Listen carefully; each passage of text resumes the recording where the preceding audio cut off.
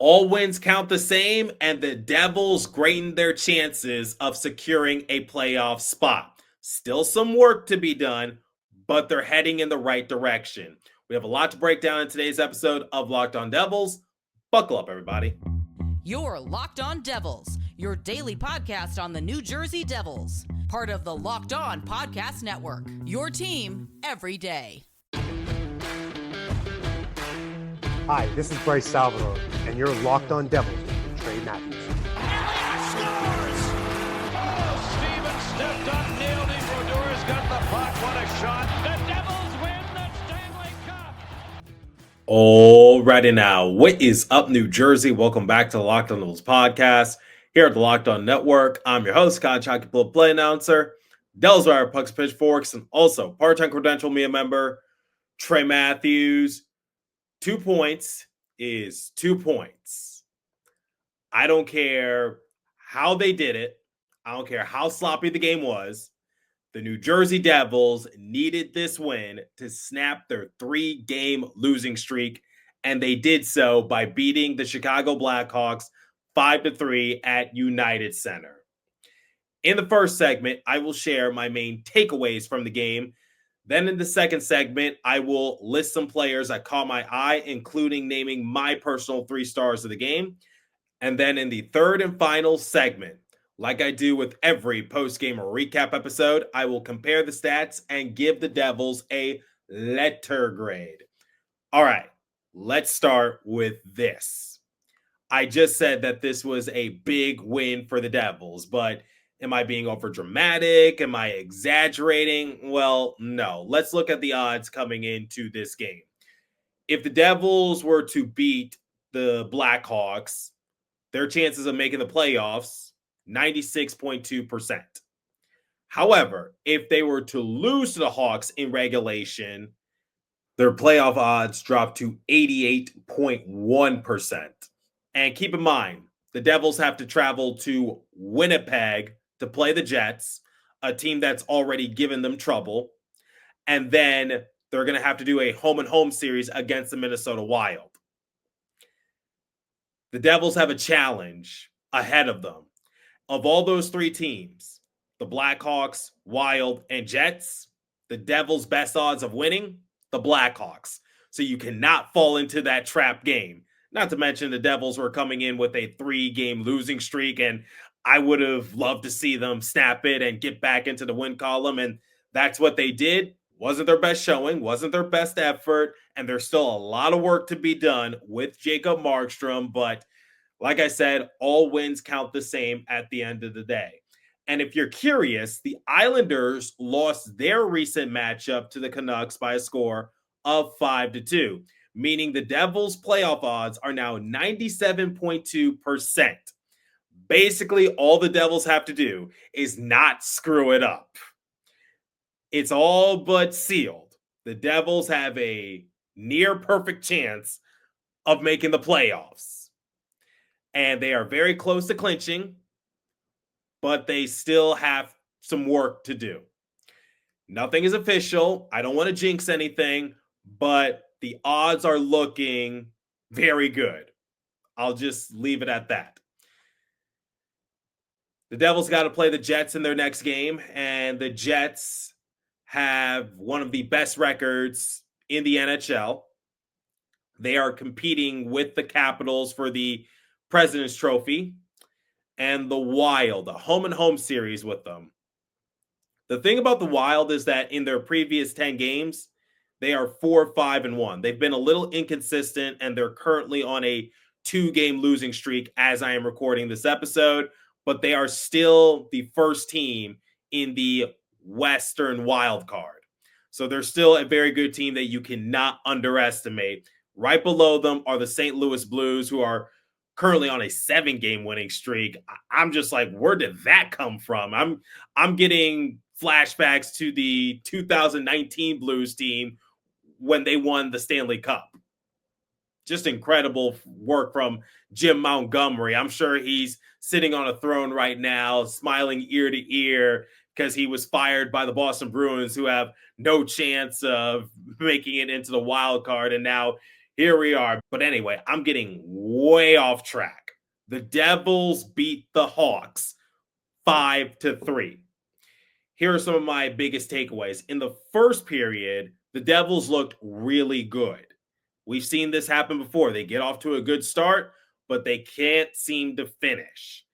But in this matchup, I liked what I saw from players like Nathan Bastian. He got the party started, gave the Devils a 1-0 lead, his fourth goal of the season. Then Dawson Mercer, he capitalized on the power play. But I think the biggest talking point coming out of the first period was Shimo Nemec getting a penalty at the wrong possible time. He was assessed interference on Tyler Bertuzzi, and ironically, Tyler Bertuzzi ended up scoring on the power play. And that wasn't really a good look for Shimo Nemec. He was put back into the lineup in favor of Dennis Cholowski, who was not good in the previous game. And the fact that he got some reps during overtime, that kind of took me by surprise, but I don't really want to rehash that. Yeah, this season hasn't been Nemec's best showing. I guess people are saying it's just the growing pains and what you're going to have to deal with. What you got is what you got.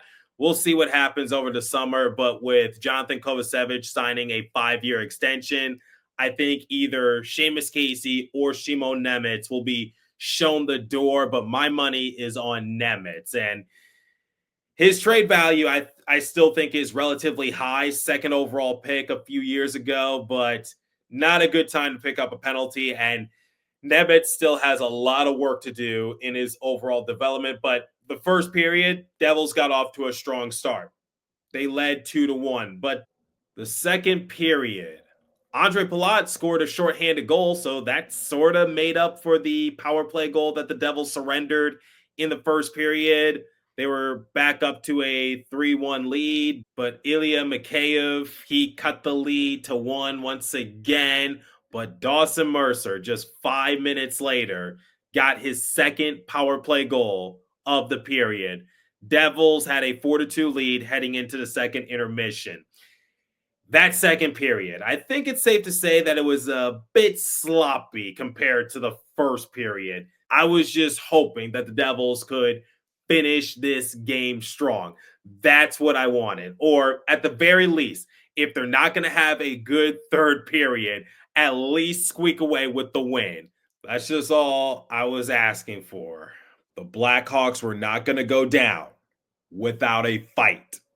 When there was about 4 minutes remaining in the game, shortly after the Devils iced the puck, the Blackhawks pulled Spencer Knight from the game to get the extra attacker out, and they were pressing hard. Frank Nazar, he cut the lead to 1, and you couldn't help but get those thoughts of, oh boy, here we go again, because the Devils are about to blow their lead. This might go into overtime. You don't know what might happen. Will the Devils even score a goal in overtime? They're not really good in the shootout. All those questions started to arise. We saw it against the Canucks, but luckily the Devils were able to hold on, and Sheldon Keefe said post-game this was actually good for the team because they were challenged heavily 6-on-5, and they had to hold on to that lead for dear life. Thank you, Stefan Nason, for putting the game to bed with the empty netter goal. The shot differential, 13-6 in favor of the Blackhawks. I know I compare stats at the end of post-game recap episodes, but just to give you guys a reference as to how bad the third period was for the Devils, it continues to be that one period in which the Devils seem to crash and burn, and then they put a lot of pressure on their goalies. Look, Jacob Markstrom, he didn't have his best outing, but I was just hoping that he could keep the Devils in the game. He's still a little rusty, still a lot of work to be done. The Blackhawks finished the game with 24 total shots on Markstrom. So more than half of their shots came in the third period. That cannot continue to happen. It didn't come back to bite the Devils this time around, but that's a concerning trend that it seems to be one particular period in which they completely drop the ball. Luckily, Stefan Nason got the empty netter goal. The Devils kept the Blackhawks at bay. Wasn't the cleanest of victories, but all wins count the same at the end of the day. Devils come away victorious 5-3. And now they have a 97.2% chance of making the playoffs, and they got a tough assignment in their next matchup against the Jets. And remember, a few weeks ago during the trade deadline, to add salt to the wound because people were disappointed with Fitzgerald's trade deadline, the Jets put up a touchdown on the Devils at the Prudential Center. Let's see what round 2 has in store. I'm a little nervous for that game, but we'll see what happens. All right. I'm going to list some players that caught my eye, but before I continue, let me tell you guys about Trade Coffee. If you're like me, your mornings have to start with a good cup of coffee, but I got tired of settling for grocery store brands that just weren't cutting it. That's why I turned to Trade. And let me tell you, the coffee is next level. Trade is the #1 specialty coffee marketplace in the U.S., bringing you fresh coffee from over 50 of the country's top roasters. Their experts have taste tested thousands of coffees, curating 450 amazing roasts. Whether you're new to coffee or know exactly what you like, they'll handpick the perfect match for you. As you guys know, I'm constantly on the go, in and out of airports. I need a coffee by my side just to give me an extra pep in my step. Right now, Trade is exclusively offering our listeners 40% off your first order at drinktrade.com/lockedonnhl. That's drinktrade, TRADE.com/lockedonnhl for 40% off your first order.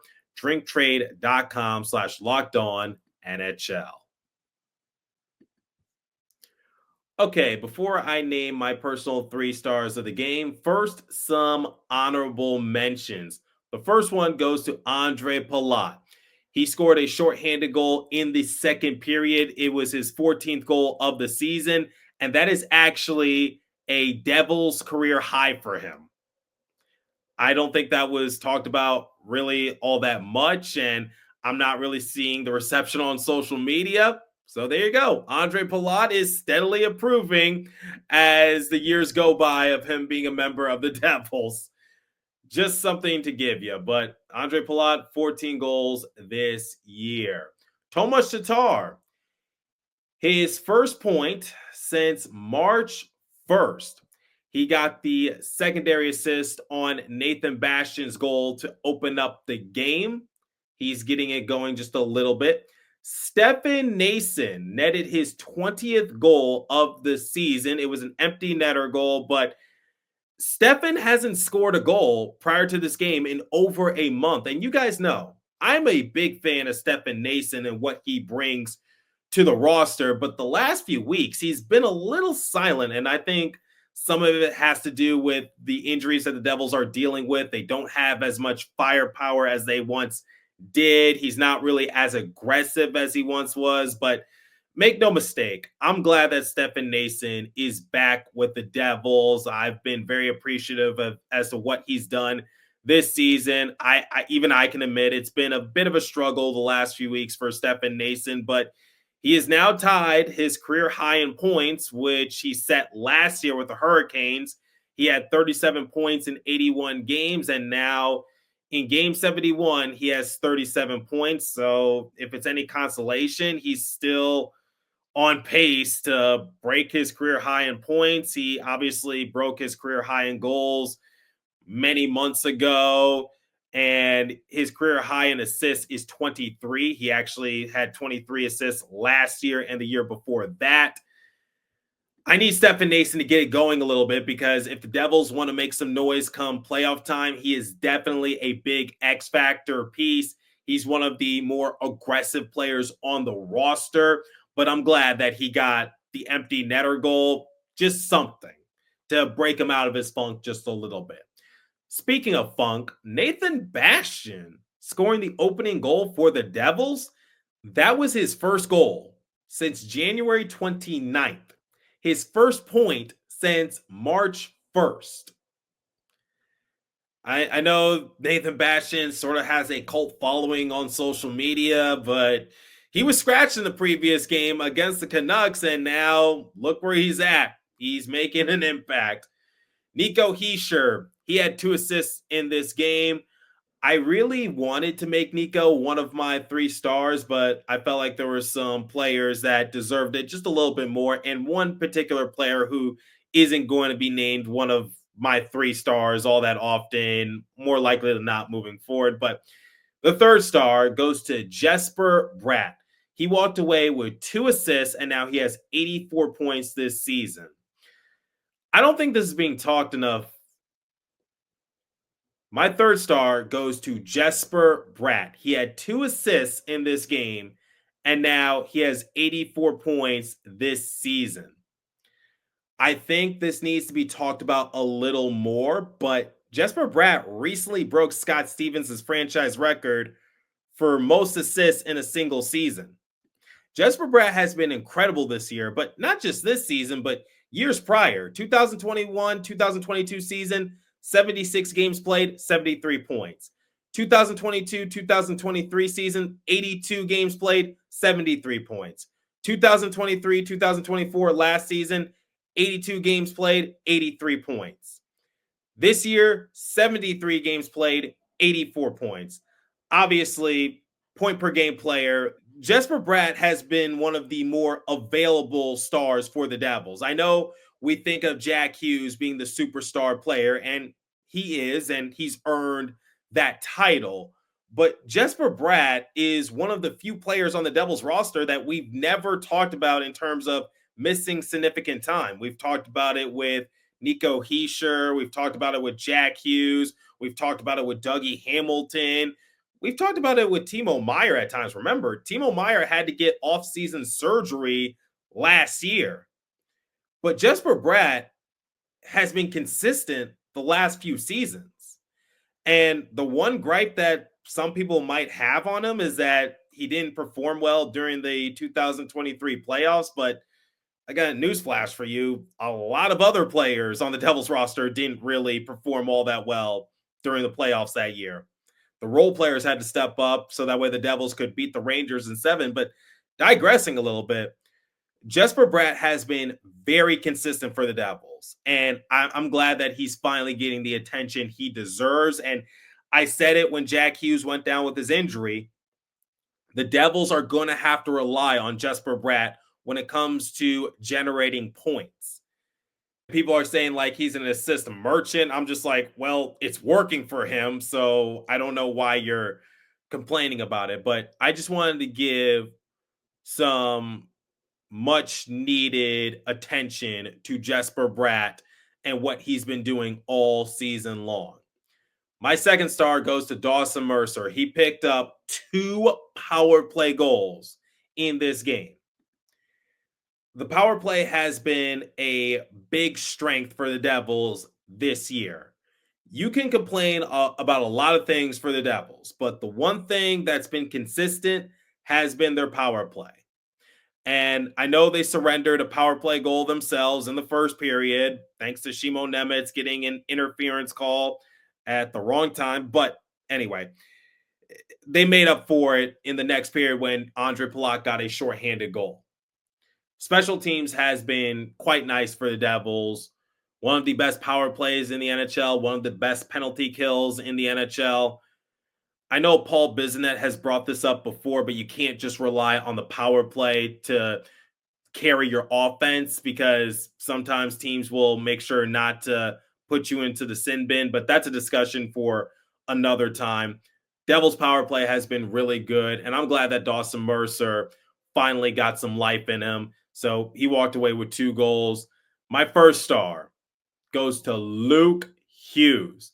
Just a day after the Devils signed his former Michigan Wolverine teammate Ethan Edwards to an entry-level contract, Luke Hughes decided to have one of his best games this season. 3 assists. He got the primary assist on both of Dawson Mercer's power play goals and also Nathan Bastian's goal in the first period.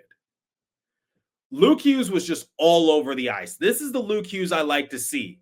A lot of people have been saying a lot of things about the Devils, like who's going to step up in wake of the absence of Dougie Hamilton and Jack Hughes. Well, Luke Hughes has really taken his game up a little bit in terms of the points production. His defense still needs some work. I'll be honest, at least from my perspective. But Luke Hughes getting 3 assists in this game, incredible work. And now in his previous 3 games, he has 5 points. All of them assists, but still, I don't care how you get the points. He's getting points, similar to Jesper Bratt. So I know the Devils lost one Hughes boy, but they got another one. That's why you drafted Jack's brother. Luke has been really good, and he deserves the first star honor. All right, I'm going to compare the stats and give the Devils a letter grade momentarily. But before we continue, let me tell you guys about Indeed. You just realized your business needed to hire someone yesterday. How can you find amazing candidates fast? Easy. Just use Indeed. When it comes to hiring, Indeed is all you need. Stop struggling to get your job post seen on other sites. Indeed sponsored jobs put your post at the top of the page and help you reach the right candidates faster. I've actually used Indeed before to get myself some play-by-play gigs. I use it to this very day. Now you can speed up the hiring process with a $75 sponsored job credit. Just go to Indeed.com/lockedon right now and support my show by saying you heard about Indeed on this podcast. Terms and conditions apply. Hiring, Indeed is all you need. Okay, let's compare the stats, give the Devils a letter grade, and get out of here. Shots on goal differential, 24-20 in favor of the Blackhawks. But like I said in the first segment, more than half of their shots came in the third period. Devils walked away with this one. A win is a win. I don't care. Power plays. Devils were 2 for 2 thanks to Dawson Mercer. Blackhawks were 1 for 2, but they did surrender a shorthanded goal. Hits 29-16 in favor of the Devils. Giveaways 19-10 in favor of the Blackhawks. Takeaways 4-3 in favor of the Devils. Block shots 14-10 in favor of the Devils. Time spent in the penalty box 4 a pop. If I had to give the Devils a letter grade, I'll give them a C+. And the reason I'm taking a few points away from their grade is just because this is a Chicago Blackhawks team that's already been mathematically eliminated from playoff contention, and yet you still basically had to claw and scratch your way to get this win, and you almost blew it. That's all I'm going to say. If it was against a top-notch opponent, I'd probably give them a B or a B-, but since it's against the Blackhawks, I got to give them a C+, because yes, you got the win, but it was an ugly win.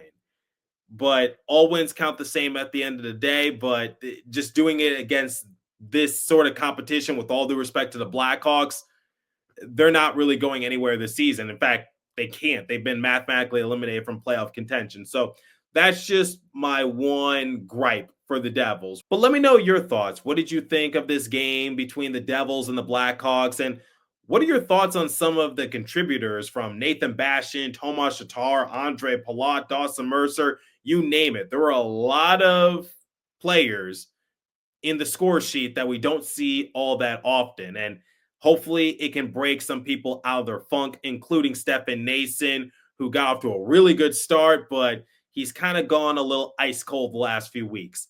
Hit me up on my personal X Page app at TreyMatt4 or the show's X Page app at Locked On Devils. As for today's episode, that's all the time I have for you. Continue to stay safe. Have a wonderful day in New Jersey.